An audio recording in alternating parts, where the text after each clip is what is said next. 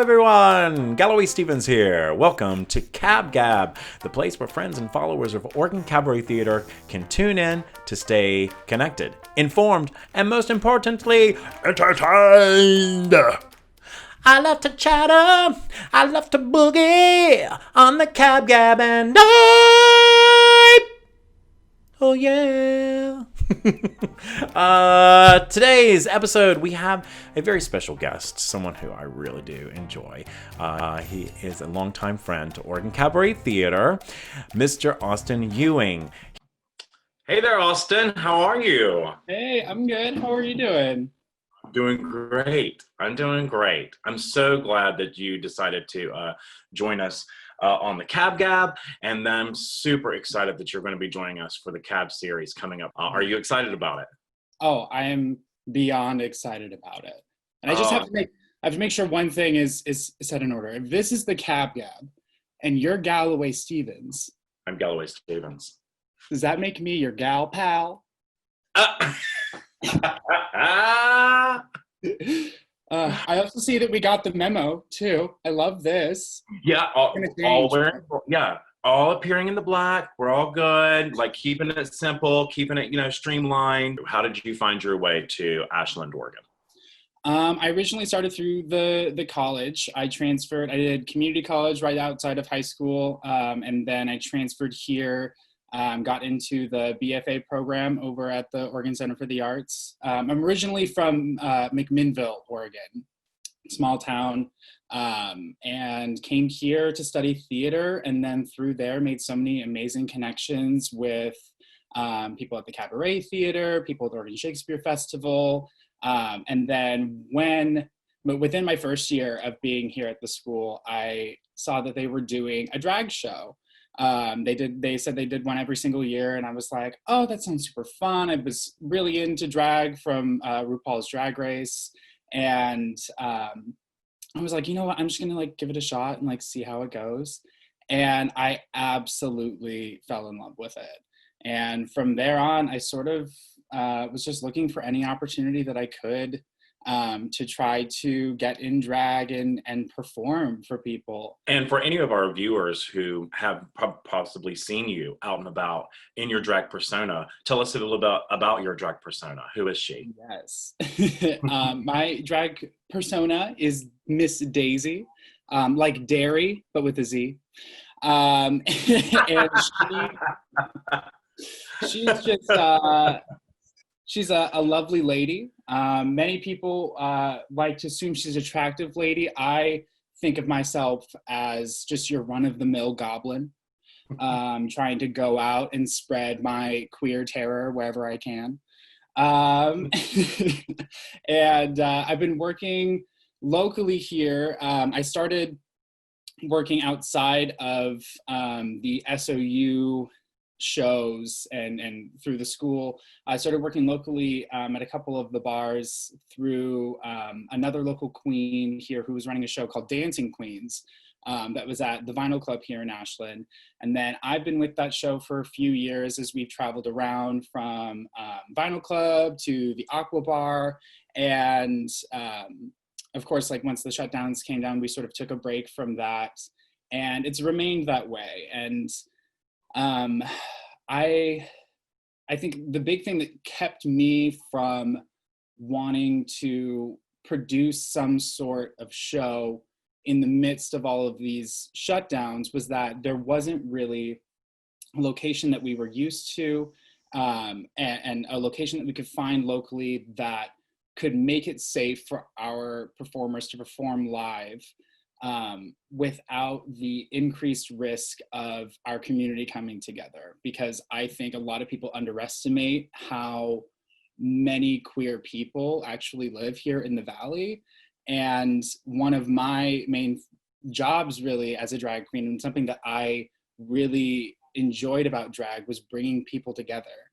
And it didn't seem responsible, and it didn't quite click right to wrap my head around the idea of producing a show to try to get a bunch of people crammed into a bar. And so knowing that like opportunities coming up in local venues, knowing how the cab has been keeping things super, super safe.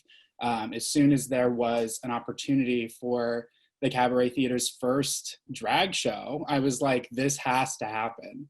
One of the things was putting together smaller variety acts and cabaret performances. One of the things that Valerie and I immediately went to was, it would be great if we can give an opportunity for some form of LGBTQ plus performance venue that can happen, even if it's just for a weekend. Because, you know, I don't really know. I usually have a little bit of an ear in on our community when it comes to what's going to come up, because Ashland and this whole little Rogue Valley area, we usually celebrate our pride in the fall versus a lot of the rest of the country celebrates it in the summer. Ashland's tradition is to celebrate it in the fall. And so I just didn't know, you know, usually there's the parade and there's all kinds of other things that are going on. And with the current condition of where we are with the virus, I was like, I don't know if these things are going to be able to happen. Mm-hmm. And so it would be nice if the cabaret can establish a space. And so it got both of us excited to contact you to see if there was an opportunity for a show to happen. So we're really excited to have you and your guests. You're going to have, you're doing, it's not just a one woman show. No tickets. We would sell no tickets.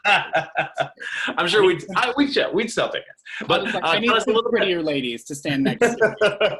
So tell us a little bit about the show. Like, tell us the title of the show and tell us what we're going to see and who we're going to see. Yeah, definitely. Well, the show is called the HalloQueen Spooktacular, and it's a very serious play. It was written by Eugene O'Neill, and it's really just, it deals with the depths of his alcoholic father. And it's just going to be a whole bunch of, there's live singing in it. We're going to have Betty Wood, who is oh my God, she's my everything. She's my good Judy, as we call it. My drag best friend. We've been doing drag really since I started. She's been doing it years before I have. And Holly Hazmat as well. Hunter Sims Douglas, who's my partner. We've been quarantining together, and I knew that roping Miles into the show, Betty Wood, would sort of help round out the cast. We know that we could all produce a show and be in tight quarters together, and it would be safe because we were all here locally. We were all quarantining together and keeping our community a little closer knit. So when it came to rounding out the cast, I was like, oh, no brainer. Those are the two for me, for sure. And they're insanely talented. You can expect to see some incredible wigs styled by Miss Betty Wood. She's incredibly talented. Other things, I expect to see live singing, backflip, fire dancing. Yeah, that's important. Like, I think that so many people, when the tradition of what the legacy of drag queens have been, and what most people know, is that when they go to a club or they go to a venue where there's a drag performance, most people are expecting it's just going to be, you know, it's going to be popular music that the artist then does lip syncing to in female persona. Mm-hmm. But you three really do offer a lot of live singing because you're very talented in that. Yes, definitely. And I think that's really the start of a lot of the drag culture came from female impersonation. It wasn't just lip syncing to a popular song. It was really trying to embody the mannerisms. You have queens impersonating people like what's her name? Like Betty Davis, and you know, all these classic sort of caricature women who also were performers and needed nothing but like a piano and a mic or even just a microphone and a crowd to be able to entertain people. I think, in my opinion, I think anyone can do drag, because drag is, I mean, if you think about burlesque, I think about it as the performance of sexuality. And then in that same vein, I see drag as the performance of gender. And because everyone is subjected to all of these gender rules and all of these different gender norms in our society, I think that anyone is able to make a comment on what they have to experience, what they've experienced throughout their lives, and can funnel all of that perspective and all of that creative energy into drag. And I welcome it. And I love seeing how much the community has expanded once those people that don't traditionally gain a lot of support from the queer community are able to have that platform and have that voice. It just expands our entire support network. That's great. That's great. Beautifully said. Beautifully said, Austin. Well, we're so excited. Very excited to have Daizy, Betty Wood, and Holly Hazmat appear on the stage at the Oregon Cabaret Theater with HalloQueen Spooktacular playing October 30th through November the 1st.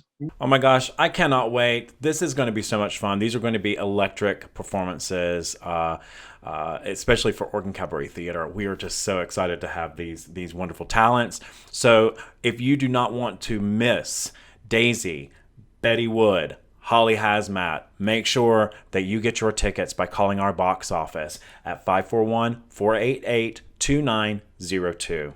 All right. And then to learn more about what's going on with the remainder of our cabaret series for the fall, and then what's going on at the Oregon Cabaret throughout the remainder of 2020, be sure to check us out on our website, OregonCabaret.com. Last but not least, if you would like to share anything with me, I'm always open to hear what you have to say. So drop me a message. You can do that by sending it via email address cabgab@OregonCabaret.com. Thank you so much, everyone, and we hope to see you soon. Bye.